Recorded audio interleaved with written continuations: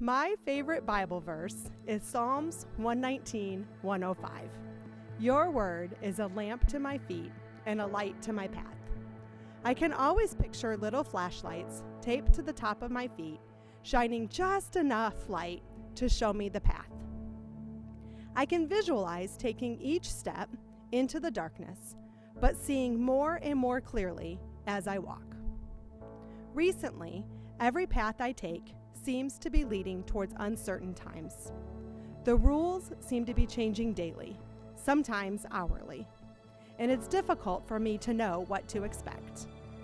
But with the flashlight of God on my feet, I know I do not have to be fearful of what the future holds.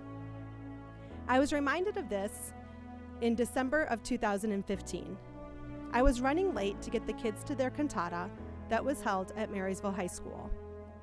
Aubrey and Robert were already there, and I was responsible for getting Bryson and Elizabeth there. Elizabeth was moving slowly, and right before we were walking out the door, she got mad at Bryson. According to her, he stunk, and she was not going to ride in the van with him.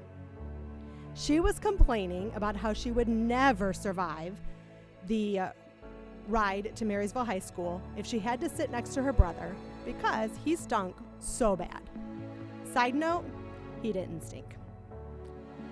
Anyway, for 6 years, which was all of Elizabeth's life, her seat was behind the driver's side. Never in her life had she sat somewhere else. Her booster seat was there, and everyone knew that her seat was behind the driver in the van. Well, since Bryson stunk, she needed to get as far away from him as humanly possible. Crying, she picked up her booster seat and moved it to the back row in the middle. Since I refused to help, she was never going to talk to me again.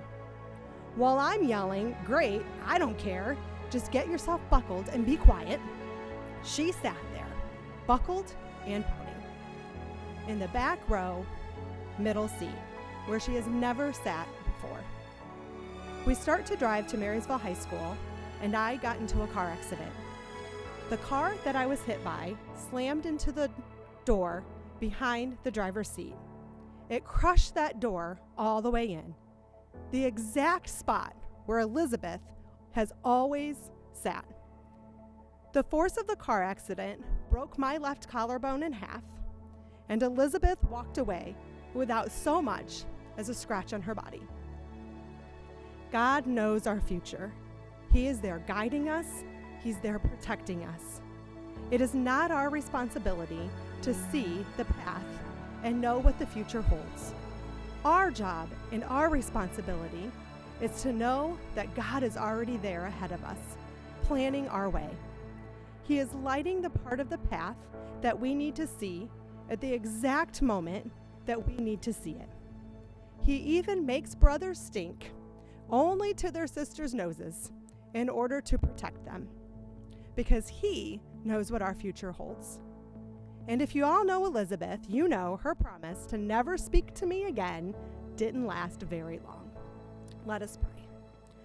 Dear God, thank you so much for having your word be a lamp to our feet and a light to our path. Thank you for only showing us what we need to know when we need to know it, as a way to protect us from becoming overwhelmed with all the uncertainties in this life.